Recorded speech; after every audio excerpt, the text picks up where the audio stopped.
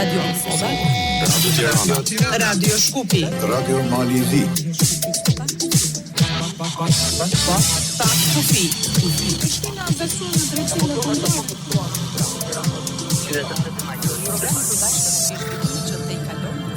programi i përbashkët me zhvillimet që të kalojnë kufinë shtetëror.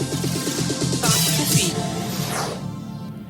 Përshëndetje të nderuar dëgjues të Radio Kosovës, Radio Tiranës, Radio Shkupit e Radio Mali Zi, kudo që po na dëgjoni përmes frekuencave të 4 radiove tona publike apo edhe përmes platformave të ndryshme në internet. Jemi përsëri bashkë në emisionin ton pa kufi. Sot ishte radha e Shkupit për të hapur këtë emision, por me që kemi pak probleme teknike dhe kolegu jon Mehmet Ali Yusufi do të kyçet, ndërkohë do të na njoftoj kur të jetë gati. Ne po i nisim këtu në studion e Radio Kosovës dhe po i prezantojmë edhe të ftuarit tanë. Unë jam Irvete Uka. Sot kemi zgjedhur të flasim për kongresin e manastirit dhe kontributin e familjes Qiriasi. Për të folur për këtë temë në studion e Radio Kosovës, unë kam ftuar profesor Dr. Flamur Shalen. Profesor Flamur, të faleminderit shumë për kohën dhe mirë se erdha. Faleminderit për ftesën. Faleminderit. Ju faleminderit. Do të kalojmë linjën në Tiranë, duke që me Tiranën jemi mirë në linjë tani. Ja, u dëgjohemi? Po, dëgjohemi mirë. Atëherë prezantoni të ftuarin tuaj, ju keni thirrur sot profesor Dr. Geron Kamberin, nëse nuk gabon apo jo? Po, unë jam në studio me profesor Geron Kamberin. Faleminderit profesor që erdhet sot dhe si gjithnjë jeni mirëpritur.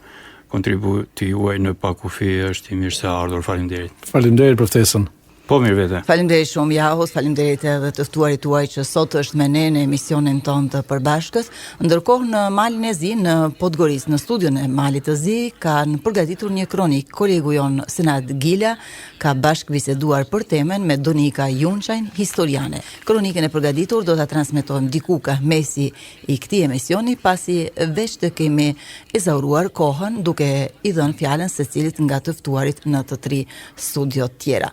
Do të nisim bisedën këtu në Prishtinë, në studion e Radio Kosovës, dhe ndërkohë presim Mehmet Ali Yusufit na lajmëros apo të jenë gati teknikisht që të jenë në linje me ne. Atëherë, profesor, do të flasim pak për rrethanat historike dhe kulturore të Kongresit të Manastirit. Çka çoi në organizimin e këtij kongresi? Edhe një herë ju përshëndes të gjithëve dhe këtu juve mirëvete, edhe në studion e Radio Tiranës, Radio Shkupit, ju falenderoj edhe një herë për ftesën. Kongresi i Manastirit shënon një nga ngjarjet më të rëndësishme të historisë së kulturës shqiptare, dhe jo vetëm të kulturës, po në përgjithësi të historisë së kombit shqiptar. Ai kongres u majt në rrethana të jashtëzakonshme historike të popullit shqiptar.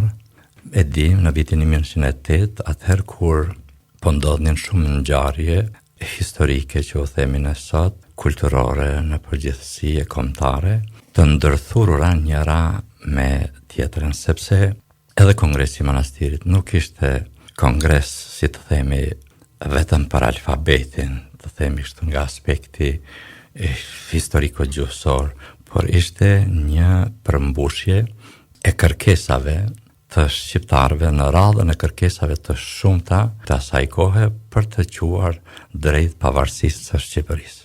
Nuk do të mund të paramendohej një shtet i pavarur shqiptar në kohën kur erdhi pa një gjuhë, do të thoshim, të konsoliduar në thelbin e së cilës është alfabeti me të cilin shenjëzohet ose shenjohet. Dihet Kongresi i Manastirit është rrjedhoi e ngjarjeve të mëparshme, të mos e përsëris, të rrethanave kulturore edhe historike, e që do të thosha e kishte bazë gjithat veprimtari që u zhvillua që nga koha e lidhjes së Prizrenit, sepse e dim, ajo është ngjarje politike, kombëtare, e cila organizoi e mobilizoi shqiptarët dhe jo vetëm për aktivitete eventuale ushtarake për ta fituar autonominë ose pavarësinë, por rreth saj ose në te, duke udhëhequr nga Komiteti i Stambollit, kishte paraparë që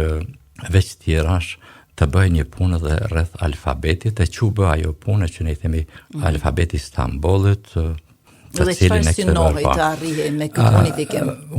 Po, dua të them që në rilindja kombëtare e cila po zhvillohemi në faza të veta, në programin e saj kishte zhvillimin dhe ngritjen e vetdijes së popullit shqiptar dhe patriotët shqiptarë dinin mirë se kjo nuk mund të bëhej për një herë, por duhej që gjitha ajo dije, forcë, atë dhe dashuri intelektuale e kohës të shtrihej edhe në masat e gjera eventuale, por që edhe punët të cilat i duheshin një populli ose gjitha ato që bëjnë nesër pas nesër një shoqëri e cila do të ishte në gjendje të veproj dhe të shtri aktivitetin e saj në shtetin e ardhshëm, do duhej ta kishte edhe gjuhën e pasuruar, edhe alfabetin, e që këto patriotët shqiptar i patën gjithnjë parasysh. Dua të them që Kongresi i Manastirit kishte një bazë të fortë, alfabetin e Stambollit, e që pastaj aktivitetet përmbushën dhe krijuan rrethana të reja në mënyrë që të zihet hapi i fundit, që të mbahet ky kongres dhe një herë për gjithmonë të stabilizohej çështja edhe të përfundonte çështja e alfabetit të gjuhës shqipe. Unë po i them vetëm një 3-4 rrethana të mundshme të cilat e përmbushin këtë kohë në vitet diku në fund të shekullit 19, dihet, mos hyjmë vite sepse ato dihen 1889, pastaj më vonë 99, u formuan shoqëritë shqiptare gjithandej, e sidomos përmenden shoqëria Bashkimi e Shkodrës dhe shoqëria Agimi, pastaj shoqëria edhe jashtë Shqipërisë, jashtë trojave shqiptare, shoqëritë që po punonin tashmë në Bukuresht, mandej në Sofje, e shoqëritë të tjera, të cilat kishin bërë që me të vërtetë të mos ndalej puna dhe të shkohej drejt ngjarjeve të reja, kulturore, shoqërore, pra edhe historike, kombëtare, siç është alfabeti. Kjo u arrit më 1908 në kongresin saditor nga 14 nëntori deri më 22 nëntor, bile thuhet atje që është thënë se nuk do të dilet nga ky kongres pa marrë një vendim që alfabeti i gjuhës shqipe të jetë një për të gjithë shqiptarët. Kjo ngjarje po bëhej pastaj një bazament i fortë që pastaj të hapen shkolla, ishte, domethënë ka pas mëtime të vazhdueshme për hapjen e shkollave dhe e dim shkollën e Korçës se gjithë ato, por ndikimi ishte në 1909 në kongresin e Elbasanit nuk u marrë më askush me alfabetin, por u marrë me hapjen e shkollave, u marrë me shumë çështje të tjera që do të ndikonin në zhvillim dhe që do të çonin në mobilizim dhe ngritjeve edhe më të lartë të vetdijes të shqiptarëve për të arritur deri te shpallja e pavarësisë. Po përmend vetë edhe një fakt historik. Në këtë kohë, gjitha këto ngjarje po ndërthureshin njëra me tjetrën, sepse e dim janë të njohura kryengritjet e mëdha shqiptare të vitit 1910 dhe deri në vitin 1912 që quan drejt shpalljes së pavarësisë së Shqipërisë. Një rol të madh. Kishte një rol edhe në krijimin e identitetit shqiptar? Absolutisht. Ne themi gjuha është vertikalja, boshti kryesor i një kombi. Është elementi kryesor. Pa gjuhë nuk mund të ketë komb. Domethënë pa gjuhë të përbashkët e kam fjalën, po gjuha ishte ajo që ruajti në fundit Shqipërinë, ruajti shqiptarinë në përgjithësi, dhe gjuha duhet ta kishte alfabetin, e që pastaj rrodhen edhe një rol të madh e kanë luajtur shumë antarët ose familja Qiriazi. E për këtë patjetër profesor do të flasim në pjesën tjetër, e kisha të rëndësishëm të flasim për gjërat themelore me që na u desh të hapim në emisionin, do flasim edhe për kontributin e familjes Qiriazi, edhe sidomos të parashqivisë Qiriazit si e vetmja grua në këtë kongres. Do të kalojmë linjën në Tiranë, por ndërkohë do të shohim nëse kemi në linjë me Medaliun apo akoma jo. Vazhdojmë të kemi probleme teknike me Medaliun, nuk e kemi në linjë, ne do vazhdojmë të diskutojmë bashkë me Tiranën. Jaho? Faleminderit Mirvete, faleminderit zotit Çhala. Vazhdojmë bisedën këtu me profesor Geron Kamberin. Profesor Kamberi, një temë siç është kjo sonja për Kongresin e Manastirit, kontribut në familjeve fisnike, familjeve të mëdha, Qiriazi, Dako e tjerë, është një temë mjaft e gjerë, por ne do të fokusohemi tek produkti i kësaj ngjarje të madhe historike për gjithë komin shqiptar, tek edhe specifikat e punimeve derisa u arrit në një finalizim të alfabetit me shkronja latine apo tek ajo që si të thua u zgjedhën 2 alfabete dhe u vunë si në një farë edhe në një farë dualizmi, në një farë jo të them konkurrence, alfabeti i bashkimit dhe alfabeti i shoqërisë shkruar të Stambollit, Istanbulit, Sami Frashit po. Atëherë më hollësisht, rrethonat në cilat u mblodh, në vitin 1908 është ajo koha e siç njihet e Hyrjetit. Pra koha e turqëve të rinjeve, reformave të mëdha që kishin ndodhur për popullatën shqiptare, por që shpejt u zhgënjyen edhe shqiptarët prej atyre premtimeve, por Kongresi i Manastirit arrit u mbajt dhe sot ne kemi ditën e alfabetit që më duket jo, po më fal, me datë 22 dhjetor. Me datë 14 nëntor ka filluar Kongresi i Manastirit dhe ka zgjatur për gati 8 ditë. Me datë 22 nëntor është ka dalë rezoluta e Kongresit të Manastirit. Është dita e alfabetit. Pikërisht dhe është festë kombëtare. Është festë kombëtare. Në Shqipëri të paktën është festë kombëtare. Nga viti i kaluar Parlamenti Shqiptar ka miratuar. Nuk e di në Kosovë, në Maqedoni, nuk e di se si është realiteti. Jo, në Kosovë akoma jo. Okay. Atëherë duhet të jap një përmbledhje shumë të shkurtër, duke falenderuar dhe kolegun profesor Shalën nga Kosova, pa përsëritur ato që argumente që dha një sfond historik të kohës kur ndodhi Kongresi i Manastirit, i cili siç e përmenda pak më parë u mblodh në manastir në shtëpinë e Femiz Zavalani, një nga veprimtarët dhe kryetar i shoqatës së bashkimit në manastir, dhe në këtë takim ishin rreth 50 delegat, nga cilët 32 ishin me të drejtë vote dhe 18 ishin me statusin e vëzhguesit nga 23 qytete të 4 vilajeteve të Shqipërisë, dhe thelbi i këtij kongresi, pra që mori emrin Kongresi i Manastirit, jo ishte vetëm për shkak të faktit që u zhvilluan manastir, që ka qenë një nga vilajetet përbërësa për kryeqendër vilajetit dhe shumë e rëndësishme, sepse në atë vilajet ka pasur shumë zhvillime që lidheshin me rilindjen kombëtare, kanë qenë mjaft personalitete që kanë vepruar aty, përfshirë dhe familjen Qiriazi, Gjerasimi, Sebastia dhe Parashivia, 3 nga personalitetit, pra Gjegje si quhet, 3 nga personalitetet, Gjerasimi siç është përmendur, 3 personalitetet të cilët kishin rol të drejtë për drejtë në Kongresin e Manastirit, ishin delegat, ka qenë sekretar Parashivi, Qiriazi ka qenë sekretar e komisionit të Kongresit të Manastirit dhe vllai i tij ka qenë pjesëmarrës dhe ka pas dhe pozicion në strukturën drejtuese të Kongresit të Manastirit. Ajo çfarë vlen të përmendet është fakti që ky kongres u mblodh për të diskutuar një version apo një variant të përbashkët të alfabetit shqip. Për sa kohë deri në atë moment vepronin disa alfabete, kryesisht ishte alfabeti i shoqërisë bashkimi të krijuar nga Dom Dosnikaj dhe Abat Prengdoçi në Shkodër, një shoqëri e krijuar në vitin 1899, duke shfrytzuar një situatë në atë kohë në Perandorinë Osmane, kur Perandoria Austro-Hungareze i ishte kërkuar të ishte, si thua, mbrojtëse popullsive të krishterë në Perandorinë Osmane, dhe mbi këtë sidomos në zonën e veriut ku ishte përqendruar dhe komuniteti katolik shqiptar.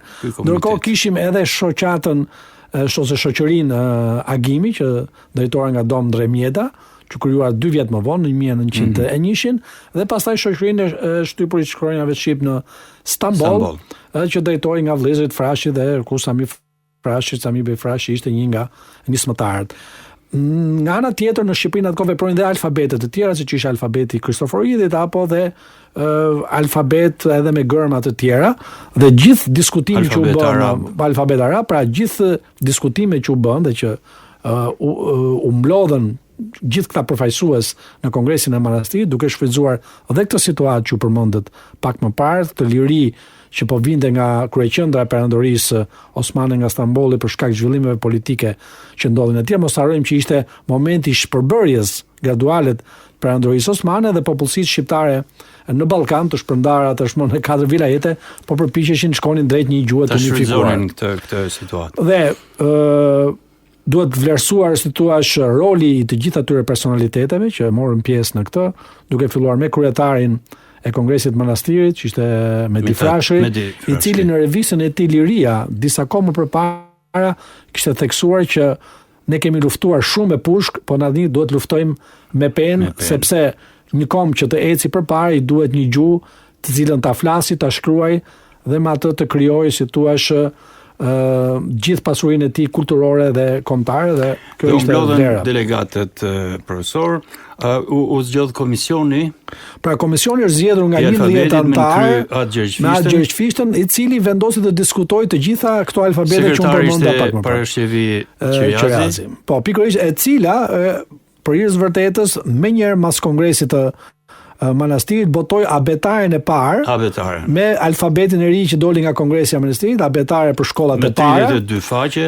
Pikërisht dhe e botoi po në manastir në shtypshkronjën Bashkimi i Kombit, një shtypshkronjë e cila financohesh në atë kohë nga aktivistët e rilindjes kombëtare shqiptare. Duhet përmendur edhe një element shumë i rëndësishëm që vendimi i Kongresit Manastirit ishte që të dy alfabetet, qoftë ai Shoqërisë Bashkimi, qoftë ai Stambollit, ecnin paralelisht deri në momentin që ato të përbashkoheshin dhe të kishim një alfabet të unifikuar, i cili u vret më pas edhe në zhvillimet që ndodhen në kulturën shqiptare. Në vërtet si vijoi ky paralelizëm, po i them kështu, e këtyre dy. Nëse do ta gjykojmë historinë, gabimi i madh që bëhet është ta gjykojmë historinë me syrin e sotëm. Historia është një fenomen i cili pra faktet historike cili prevaloi, unë do thoja ishte i shoqatës Bashkimi, ai arriti të sepse kishte më shumë shkronja latine dhe të fitonte edhe të drejtën dhe kjo për shkak ajo kishte edhe një element tjetër të karakterit simbolik. Pra alfabeti me shkronjën latinde e zhvendoste Shqipërinë nga perandoria osmane drejt nga Orienti drejt Oksidentit. Dhe kjo ka qenë edhe një komngulje shumë e madhe e patriotëve dhe veprimtarëve të rilindjes kombëtare që morën pjesë në atë kongres dhe nga ana tjetër jashtëzakonisht. Pra ishte nuk ishte thjesht një fitore, pra nuk ishte një kongres gjyqësor, pra ai ishte një kongres i cili kishte brenda disa element mbi të cilat ishte pjesa e përmbashkimit. Shala, gjuha është identitet dhe pikërisht.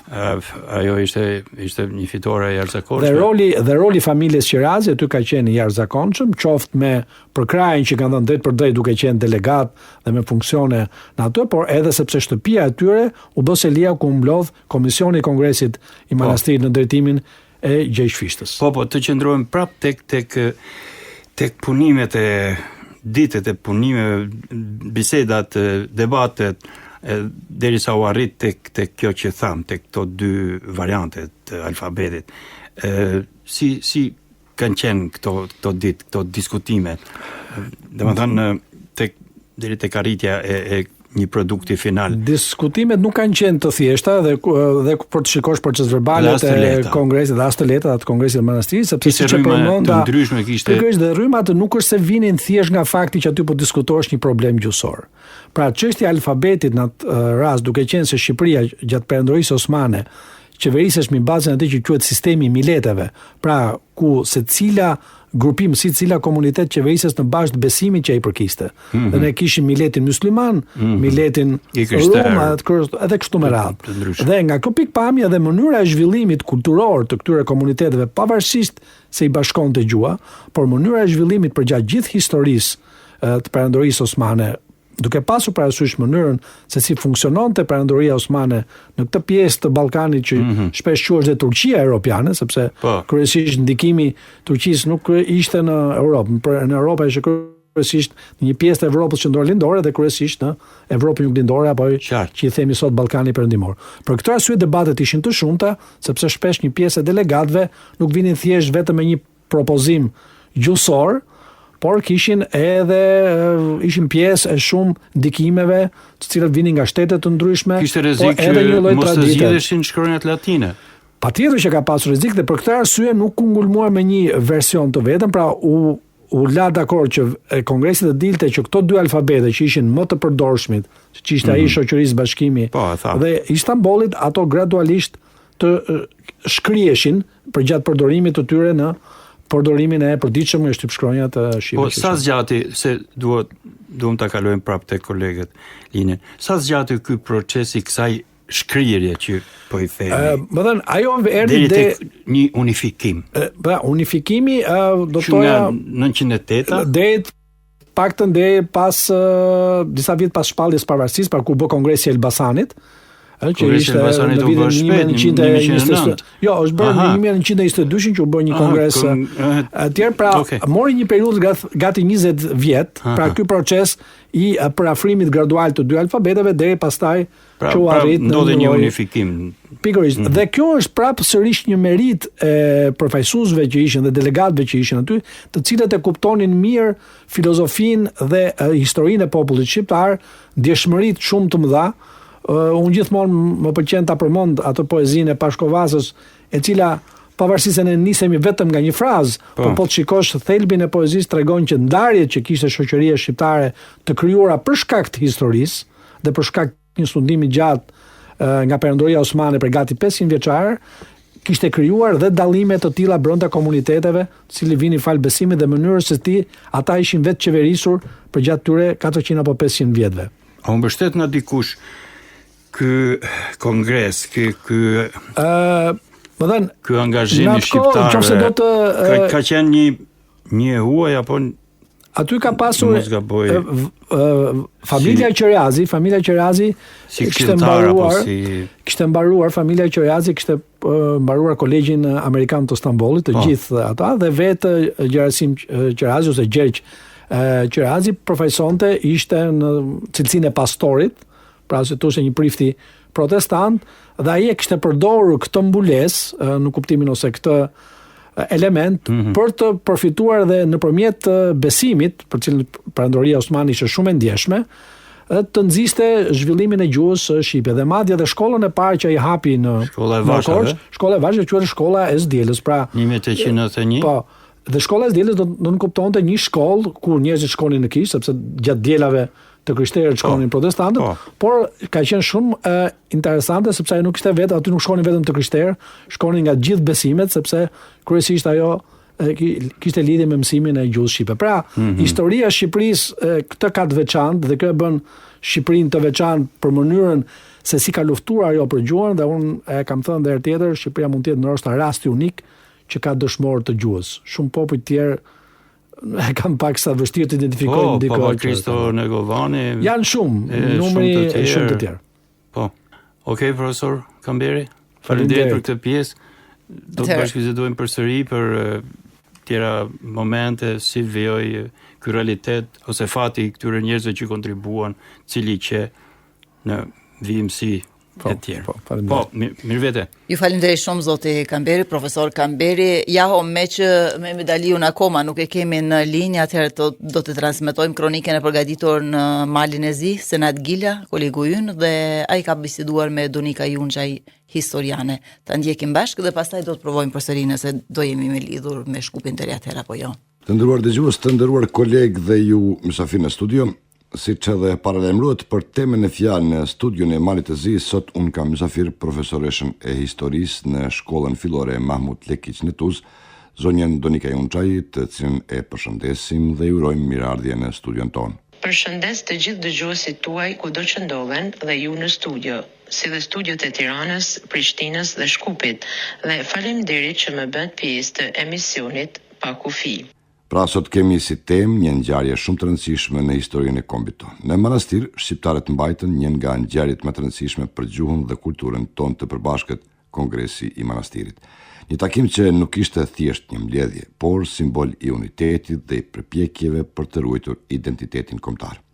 Kongresi I Manastirit vendosi alfabetin e përbashkët të gjuhës shqipe, duke hapur rrugë për një komunikim më të lehtë dhe një ndjenjë më të fortë kombëtare. A mund të na thoni diçka për rëndësinë historike të kësaj mbledhjeje? Vlerësohet me të drejtë si kuvendi më i rëndësishëm kombëtar. Delegatët ishin laik e klerik si Gjergj Fishta, Nikol Kaçori, Ndre Mjeda. Gjatë 2 ditëve të para të kongresit u zhvilluan mbledhje të gjëra e të hapura. Vendin kryesor e zuri çështja e caktimit të një alfabeti të përbashkët për të gjithë shqiptarët. Alfabeti i thjesht latin, duke qenë i papërzir e më homogjen nga karakteri i shkronjave, e më i lehtë e më praktik për shtyp, u bë tashmë alfabeti i sotëm i gjuhës shqipe. Kongresi ishte edhe një manifestim politik. Diskutimet dhe vendimet u përfshin në programin kombëtar prej 18 pikash, në të cilin u pasqyruan aspiratat e shqiptarëve për autonominë territoriale administrative të Shqipërisë dhe ky program ju dha deputetit të Korçës Shahin Kolonjës për ta paraqitur në parlament në emër të shqiptarëve. Vendin kryesor në program e zinin kërkesat politike për njohjen zyrtare të kombësisë shqiptare dhe të gjuhës shqipe, si dhe kërkesa për themelimin e një universiteti shqiptar dhe të një muzeu arkeologjik kombëtar. Programi përmbante gjithashtu një varg masash për zhvillim ekonomik, si përhapjen dhe shfrytëzimin e minjerave, për ndërtimin e hekurullave, për ngritjen e ekonomive të mëdha bujqësore në Mezeqe e tjerë. Njohja faktike e klubit të Manastirit si klub qendror, me të cilin do të mbanin lidhje të gjitha klubet e tjera, dëshmojnë për vendosjen e një bashkëndimi të veprimtarisë organizative e politike kulturore. Jo rastësisht konsujt e huaj e trajtonin këtë masë si një përpjekje që do të krijonte një lloj federate të klubeve shqiptare. Sa ndikim kishin familjet fisnike të asaj kohe në vendimet historike të Kongresit të Manastirit dhe çka mendoni, a do të kishte arritur Kongresi i Manastirit të vendoste alfabetin pa përkrahjen dhe rolin e familjeve të njohura të kohës? Si e përdoren personalitetet dhe familjet fisnike ndikimin e tyre për të mbështetur një ngjarje që do të ndryshonte historinë e gjuhës shqipe. Për sa e takon rolit të familjeve shqiptare në Kongresin e Manastirit, mund të veçojmë atë Zavalani dhe Qerjazi. Fehim Zavalani ishte një gazetar shqiptar dhe aktivist i lindjes kombëtare. U bë një ndër organizatorët kryesor të Kongresit të Manastirit. Kongresi u mbajt në shtëpinë e tij, ku ishte dhe selia e shoqërisë. Delegat tjetër i kësaj familje ishte dhe Izet Zavalani, që përfaqësonte Follovinën. Qerjazët janë një familje e shuar që emigruan në Manastir. Ishin edukator, botues dhe figura publike të periudhës së rinjës kombëtare shqiptare. Mbahen mend për aktivitetet e tyre në mbështetje të forcimit dhe ndërgjegjësimit kombëtar shqiptar. Sado që jetonin në një qytet me popullsi të përzirë nga pikpamja e kombësisë, arritën që të ruanin traditat shqiptare dhe të edukonin të gjithë fëmijët me frymën e dashurisë për gjuhën amtare. Duke jetuar në kryeqendrën e vilajetit në Manastir, shtëpia e tyre u bë një vatër e rëndësishme që priste dhe përcillte adhetarët e shuar shqiptar të rilindjes kombëtare. Familja Qerjazi i fali kombit 5 intelektual. Duhet theksuar fakti se janë të rralla dhe në botën me qytetërim të lartë, kur antarët e një familje hynë së bashku me historinë e lëvizjes kombëtare të një populli, siç është rasti me familjen Qerjazi. Pikërisht pinjolli i kësaj familje, Gjergj Qerjazi, ishte një ndër delegatët më të shuar të Kongresit të Manastirit. E nderuara profesoresh, pasi e kemi kohën e kufizuar mjaft, këtu do të përfundojmë bisedën tonë duke ju falendëruar edhe një herë që pranuat të jeni pjesë e emisionit tonë Pa Kufi. Faleminderit ju dhe besoj se ja qelluam temës për të cilën biseduam. Kongresi i Manastirit na kujton se gjuhart zemra e një kombi dhe se bashkimi dhe vendosmëria mund të ndryshojnë historinë. Le të kujtojmë gjithmonë këtë ngjarje, jo vetëm si fakt historik, por si frymëzim për të punuar së bashku për gjuhën, kulturën dhe të ardhmen tonë. Kjo pra ishte kronika e përgatitur nga Radio e Malit të Zi. Ju falenderojmë dhe ju dëshirojmë çdo të mirë. Nga Podgorica për Pa Kufi, Senat Gilaj. Falenderojmë kolegun ton Senat Gilaj në studion në Podgoricë, në studion e Radios Mali Zi për kronikën e përgatitur. Profesor Shala, do të vazhdojmë bisedën këtu me juve. Ashtu sikur e tha dhe profesoresha Donika Junçaj, është e rrallë që një familje t'i jap kombit 5 intelektual dhe njerëz që kontribuan kaq shumë që me një fjalë edhe mund të quhet një qendër e vogël e rilindjes kombëtare shqiptare, familja Qiriazi. Flasim pak për kontributin e tyre dhe në veçantë mbase për parashqevin, akoma me rrallë diçka 2 vajza, 2 gra kaq të ngritura intelektualisht. Kongresi pati parasysh, sikur edhe kongreset tjera, pati parasysh gjithë përfshirjen. Dhe më thënë, pati parasysh përfaqësimin. Krahasoni tash, delegatët më të shquar kanë qenë më të shquar, të gjithë kanë qenë të shquar, pa ata të cilët kanë qenë në krye të organizimit, të mbarvajtjes, të ecurisë së vetë kongresit, kanë qenë Gjergj Fishta, si që dim, Mbitat Frashëri, ka qenë Dremjeda, Sotir Peci, nëse mund të ndajmë nga veri Uknej. Ka qenë Shajn Kolonia, po ashtu. Parashqevi Qiriazi, vetë Gjergj Qiriazi. Ka qenë Bajo Topulli, vlla i herojt kombit të madh, Qerqis Topullit. Bile derivon nuk i kemi ditë që ka emrin Bajram, se Bajo i kanë thonë shkurt, Bajram Topull. Fehim Zavalani. Të flitet për Fehim Zavalanin më të vërtet, përveç se është nder, përveç se ai ka dhënë kontribut në aspektin teknik, ai ishte një intelektual i kohës, absolutisht. Një nga më të shquarat dhe familjes Qiriazi ka qenë parashqevi Qiriazi. Ajo i dha jashtëzakonisht i dha frym edhe vetë kongresit, por nuk ishte rasisht me që ajo të marrë pjesë aty.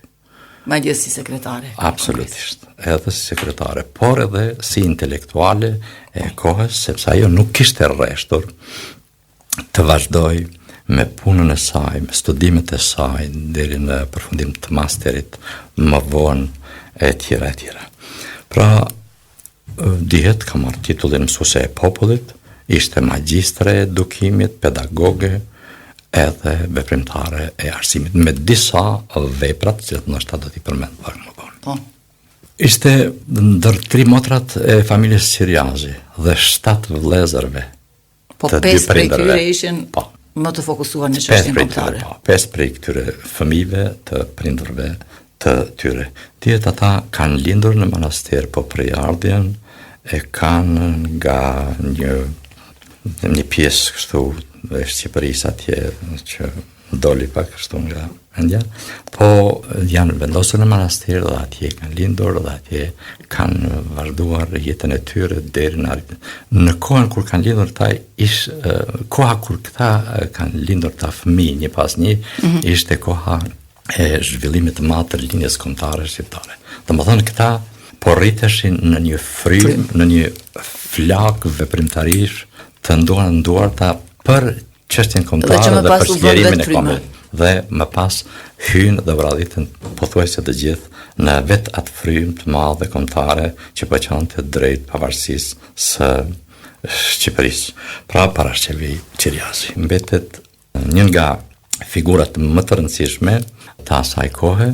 Ajo kishte hyrë në kolegjin, kishte vazhduar ose kishte filluar studimet në kolegjin amerikan për vajza në Stamboll, sepse në Stamboll ishte ky kolegj ndër lidhjet atëhershme, edhe pse nuk ishte ajo koha e ndikimeve të mëdha, sepse perandoria osmane ende ishte një fuqi, edhe pse kishte filluar të quhej ajo smura e Bosforit, po megjithatë ende merrte frym dhe shekullin 19 kishte në shekullin 19 që në hap shkolla, siç ishte edhe kolegji amerikan për vajza, në të cilën po shkollohej parashqevi Qiriazi. Profesor, përveç kontributit të përgjithshëm historik, kulturor, kombëtar të familjes Qiriazi në krejt veprimtarinë e tyre dhe aktivitetet që kanë zhvilluar, sidomos 5 fëmijët e tyre për shri këtu edhe para shqivin. A mund ta ndajmë pak, të fokusohemi pak edhe të rolit saj si grua, si ka ndikuar, duke pas parasysh rrethanat në të cilat është zhvilluar kongresi, po edhe rrethanat në të cilat ka vepruar vetë Parashqivia bashkë me motrën e saj, Sevasti pushtimit turk, prapambituria. Si ka ndikuar këtë aspekt, nëse mund të ndajmë një segment? Po, ajo kishte shkruar disa vepra në gjatë karrierës së saj. Bile më 1908 shkruan një himn të ashtu quajtur i alfabetit kombëtar, pastaj abetaren për shkollat e para në vitin 1909, që ishte shkruar me alfabetin e Stambollit, për cilin ishin marrë vesh edhe pse vazhdoi pjesa, si që tha profesori më parë në studion e Radio Tiranës deri në 1922 kur përfundimisht kemi këtë alfabet. Pastaj shkroi edhe për zhvillimin e shkollave në perandorinë turke, që ishte tezë e masterit të tij. Kur them tezë, mendoj që ka qenë një hulumtim i jashtëzakonshëm. Dhe shkolla e Vashave në Korçë në vitin. Ajo përveç që dha kontribut në shkollë, ajo shkroi edhe librin që ta lë në tavolinë dhe tjetë në sirtarë dhe në bibliotekat tona të atëhershme, që kontributi i saj të shihet dhe kontributi për shkollën e Vashave, si që thuaj në Korçë dhe shkollën Shqipet. Përveç se ishte një shembull i intelektuales së kohës, ajo po lindje edhe vepra me shkrim. Në sistemin shkollor për zhvillimin e arsimit në Shqipëri, po ashtu ka një vepër pak më vonë. Domethënë kontributi i saj ishte, mos themi shumanshëm, po ishte kryekput kombëtar, duke u ndërthurur krejtësisht me atë kulturor dhe arsimor. Dhe në këtë vi, ajo po ndikante drejt për drejt në ato pjesë të masave popullore të cilat po gjenin tashmë në rrugën e vet për shkollim, për arsimim, dhe sigurisht që me vetë faktin që ajo ka qenë dhe familja ti Gjergji, pastaj Sevastia me motra, që kanë qenë pjesë edhe themelues e drejtues të shkollave, kontributi i saj është i pa zëvendësueshëm në kuptimin e përgjithshëm edhe si familje. Nga perspektive e sotme, duke pasur parasysh se si jetojmë sot shqiptarët të ndarë në disa shtete në Ballkan, të shpërndar anë e kënd botës, dhe kur kemi parasysh gjithë këtë sfidë që ka qenë për të bashkuar edhe atëherë për të mbajtur një kongres të tillë dhe për të unifikuar gjuhën shqipe, çfarë mësimi mund të nxjerrim, apo si nuk arritëm të nxjerrim një mësim për kaq shumë kohë, për më shumë se një shekull? Ne kemi arritur të nxjerrim shumë mësime, dhe tash jemi në situatë tjetër, domethënë ku zhvillimi i demokracisë ka marrë hov bashkë me zhvillimin e përgjithshëm teknologjik, zhvillimin e teknikës në përgjithësi, zhvillimin e gjithëmbarshëm të gjitha fushave. Dhe kjo demokraci pastaj ne na ka lënë jashtëzakonisht të lirë. Normalisht që shtetet tona duhet ta forcojnë sistemin e tyre edhe të demokracisë, por edhe të ekonomik, edhe arsimor, në mënyrë që njerëzit tanë të jenë më shumë.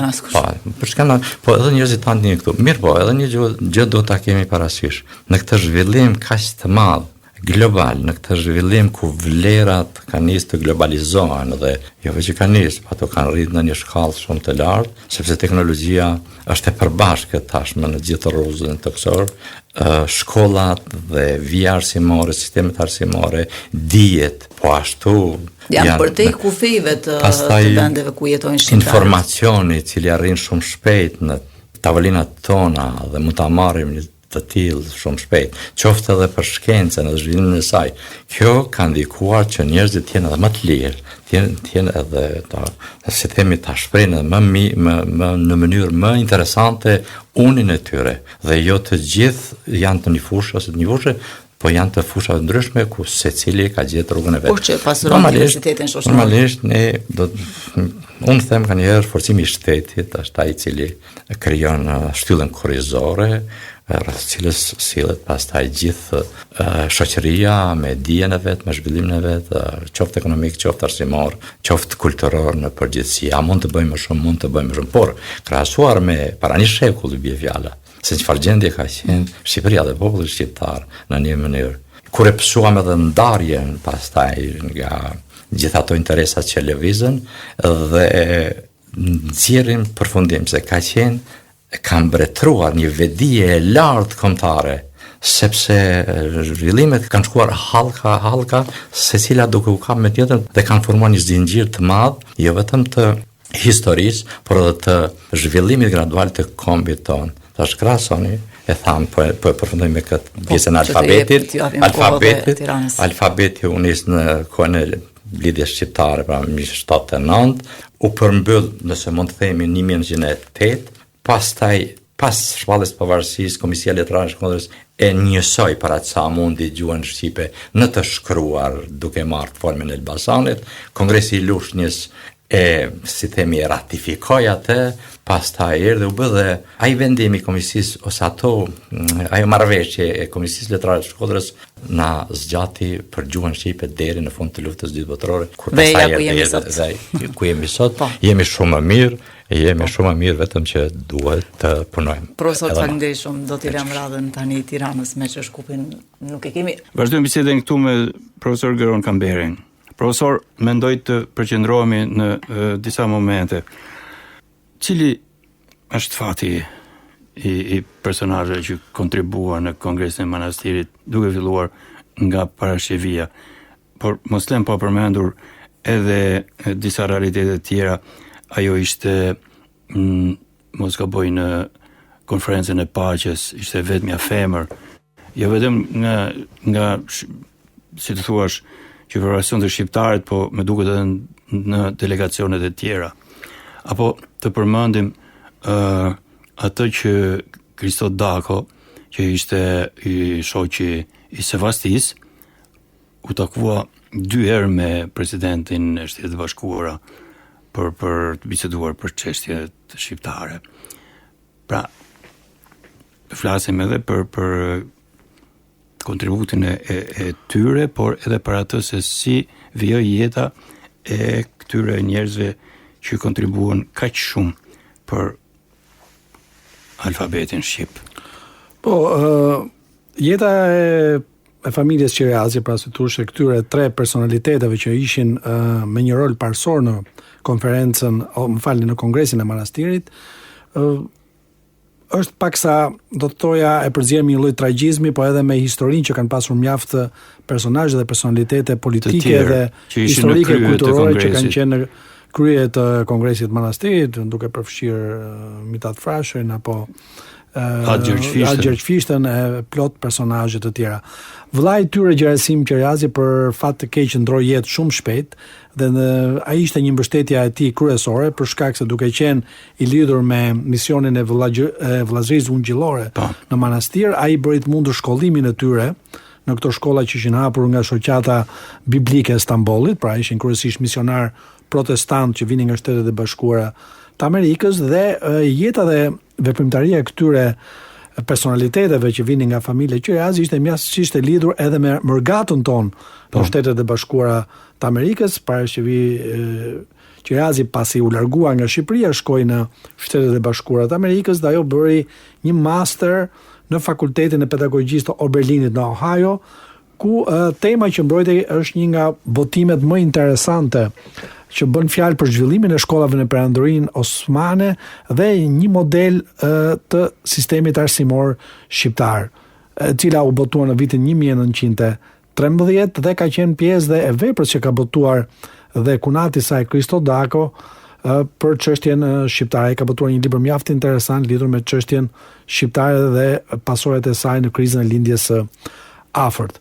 Më pas ajo u rikthye në Shqipëri bashkë me motrën e saj, Sevastin Qirazi dhe të shoqin, i cili filloi punën në Ministrinë e Arsimit dhe ka qenë një nga personalitetet dhe ministri i Arsimit, pra ka qenë një nga personalitetet e historisë politike shqiptare. Prania e saj në konferencën e paqes në Paris ishte pjesë e delegacionit shqiptar, një delegacion që vinte nga mërgata shqiptare apo diaspora shqiptare në Shtetet e Bashkuara të Amerikës, e cila për shkak se Shqipëria ende ishte në kushtet e vështira, sapo kishte dalë nga lufta e parë botërore, shteti shqiptar ishte ende i dobët, diaspora jon atje ishte mjaft e fuqishme. Aktive.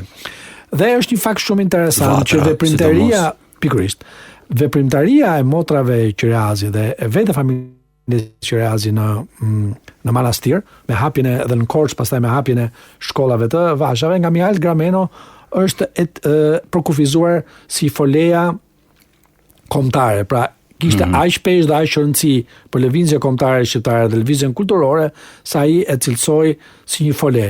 Ndërkohë që një nga motrat Qirazi e cilësonte atë si kolona e zjarrit, ishte një figurë simbolike që lidhesh me Biblën, pra që referohesh zjarrit që udhëhoqi hebrejt kur larguan nga Egjipti për në tokën e tyre të premtuar në tokën e shenjtë. Pas lufte ose gjatë luftës më saktë, familja Qirazi me vdekjen e vëllait të tyre, i cili kishte ndruar jetë herët, ato gjenden në vështirësitë e tyre, por rikthyen nga Shtetet e Bashkuara të Amerikës dhe hapën Institutin Arsimor Kirias, i cili është sot është në zonën ku ndodhet sot Universiteti Bujqësor. Emri i Gjergjit. Emri pikërisht.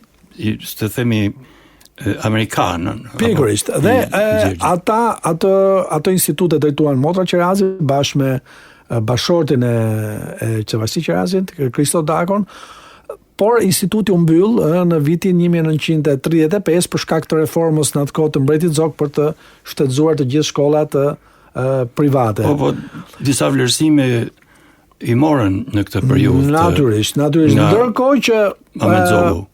Ndërkohë që pas luftës së dytë botërore, pra me ardhen në fuqi të regjimit komunist. Jo, më përpara, patën disa peripeci, u arrestuan nga forcat naziste dhe u internuan në kamp në Beograd, një kamp afër Beogradit, dhe pastaj ato u liruan dhe arritën të riktheheshin në Shqipëri.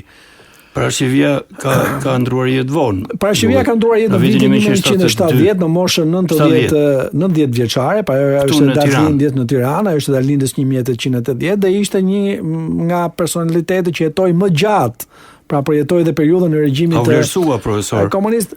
Nuk ka pasur një vlerësim do të thoja të madh, pavarësisht që përmendesh në tekstet zyrtare, po jo një vlerësim nga shteti shqiptar, edhe për shkak zyrtar, po edhe për shkak të historisë që kishte me Kunatin, pra Kristo Dakon edhe cili ishte ministër në periudhën e regjencës, dhe nga ana tjetër dy niprat e saj, pra dy djemtë e Sevasti Qirazit, Gjergji dhe Aleksandri, arrestohen gjatë regjimit komunist dhe vuajnë dënimin në burgjet komuniste. Madje djali i saj Aleksandri arriti të mbjetonte, ndërsa djali tjetër Gjergji mendohej që ka vrarë veten në burg, por eshtrat e tij nuk mundën të gjenden, megjithse të dy motrat i kërkuan pranë autoriteteve të kohës. Pra një fat tragjik do të thoja, i një familje që i ka dhënë shumë kombit shqiptar, dhe nuk bën përjashtim nga fatet e shumë personaliteteve historike, të cilat veçanërisht periudha e trazuar midis dy luftrave botërore dhe veçanërisht mbas regjimit komunist, si thua, i ballafaqoi me shumë tragjedi individuale dhe të cilat pastaj ato u kushtuan shumë në jetën e tyre familjare dhe edhe më pas. Por ka një element shumë të rëndësishëm. Gjergj Qirazi, Gjerasimi ndroi jetë 35 vjeç. Po, ka ndruar jetë herët. Herët, siç tham. Po fati i Gjergjit?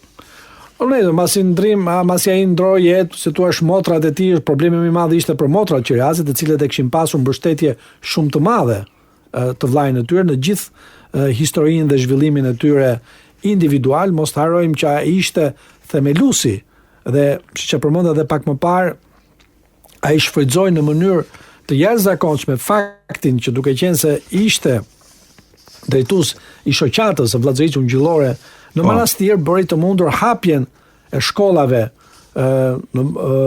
protestante aty, por këto shkolla nuk i përdori thjesht për mësime e fesë, pra mësime biblike, por i përdori për të mësuar shqip djemtë edhe kryesisht vajzat e shqiptare. Edhe të gjitha besimeve, edhe disa besimeve tjera. Kjo konsiderohet një lloj kontributi nga jeta në vitin 1912 në manastir. Po, normalisht tashti tragjeditë si thosh individuale janë një pjesë, por ndërpreja e jetës nga shkaqe natyrore është një gjë, por në rastin e motrës të Sevasti Qerjazit, veçanërisht, jeta e saj rodhi në mënyrë tragjike, siç e thash, 2 djemtë e saj përfunduan në burg, edhe eshtrat e të shoqit mbasi Instituti i Kirijës u sekuestrua nga regjimi komunist, nuk arritën të gjenden, sepse ai ishte varrosur në hapësirën ku ishte instituti, dhe kështu siç ndodhte në tilla raste kur pronat sekuestroheshin dhe ndodhte shpesh nuk u tregua kujdes as për këtë element. Sevastia ndroi jetë në vitin 1949. Po, ka ndruar jetë rreth 4-5 vjet mbas shkrimit. Po në demokraci janë vlerësuar këto figura? Natyrisht ka disa botime. Janë studiuar. Patjetër, monografia më e fundit është botuar para disa vitesh nga një profesoresh, një kolege mike ime në institutin, në fakultetin e shkencave të edukimit të Universitetit Aleksandr Gjuvani në Elbasan. Ka bërë një monografi shumë interesante për Teuta Toska, profesoresh Teuta Toska, cila ndoshta mund të keni rastin edhe taftoni dhe të flisni lidhur me këtë vepër monografike për një nga personalitetet në fushën e arsimit shqiptar. Natyrisht është botuar dhe monografia e saj Jeta ime, një autobiografi që parashëvi Qerazi e pat shkruar në Amerikë dhe që ka qenë një dorëshkrim në arkivin qendror të shtetit, po që u botua më pas nga shoqata protestante e studimeve biblike dhe protestante në Shqipëri, mbasi vëllazëria ungjillore mbas rënjes së komunizmit erdhi dhe filloi aktivitetin e tij si një komunitet besimi në Shqipëri, siç janë dhe komunitetet e tjera. Duhet theksuar që shoqata, veprimtaria e shoqatës biblike protestante të Stambollit ka pasur një rol mjaft të rëndësishëm në zhvillimin e historisë dhe kulturës shqiptare. Profesor Xhevatloshi ka botuar disa monografi mjaft interesante lidhur me rolin dhe kontributin që ka patur kjo dhe për botimin e disa veprave të Kristoforidhit, dhe kjo ka qenë një element shumë i rëndësishëm, dhe nëse do të rikthehemi sot në kuadër dhe të zhvillimeve të përgjithshme, tregon që Shqipëria lidhjen me Shtetet e Bashkuara të Amerikës e ka pasur një periudhë shumë të errëshme, ndoshta edhe pa qenë, si thua, Shtetet e Bashkuara të Amerikës të interesuara drejt për drejt, siç filloi ky interesim gjatë luftës. Po natyrisht fal kontributit të diasporës historike të tyre njerëzve. Këtë doja të thoja. Korifej të kulturës që punuan dhe jetuan në Shtetet e Bashkuara në vitet 1912. Edhe më herët. Edhe më herët natyrisht, po them me formimin e Vatrës dhe në VMC. Profesor, të falenderoj shumë. Shumë faleminderit profesor për kontributin sot në Pak Kufi. Jeni gjithmonë i mirëpritur profesor Geron Kamberi. Faleminderit për ftesën, faleminderit dhe kolegëve nga Kosova, nga Maqedonia dhe nga Malizi. Ju uroj gjithë të mirë dhe suksesën punën tuaj. Faleminderit shumë. Po mirë vete. Faleminderit shumë profesor Geron Kamberi. Atëherë të nderuar dëgjues, po e mbyllim këtë emision këtu. Sot na vjen keq që kishim problemet me internet dhe nuk arritëm të jemi në linjë me Shkupin, as nuk arritën ta moderojnë sigurisht radha e tyre dhe as japin atë kontributin. Sigurisht ata mbajtën një emision vetëm për radion e tyre, por nuk kishin mundësi të ishin në linjë me Tiranën dhe me Prishtinën. Përndryshe ne diskutuam sot për Kongresin e Manastirit dhe kontributin e familjes Qerjazi. Në studion e Radio Kosovës unë kisha të ftuar profesor Dr. Flamur Shale, në studion e Radio Tiranës ishte profesor Dr. Geron Kamberi, në Shkup ishte profesor Dr. Zeqir Kadriu dhe në studion e Malit të Zi Donika Junçaj, historiane. Ju faleminderit shumë kolegë të nderuar, ja u Margjeka në Tiranë me Medali Jusufi, me keqardhje që nuk ishte sot me ne në Shkup dhe Senat Gila në Podgorica. Shpresojmë që javën tjetër të jemi në linjë të 3 studiot dhe si zakonisht do të kemi kronikën e përgatitur edhe në Podgorica nga kolegët tanë atje. Atëherë ju falenderoj shumë edhe juve profesor këtu që ishit me mua sepse nuk arritëm të japim radhën edhe një herë, me që jemi në sekondat e fundit themi të emisionit ton. Faleminderit për kontributin dhe miru dëgjofshim në një emision tjetër. Miru dëgjofshim edhe nga Tirana.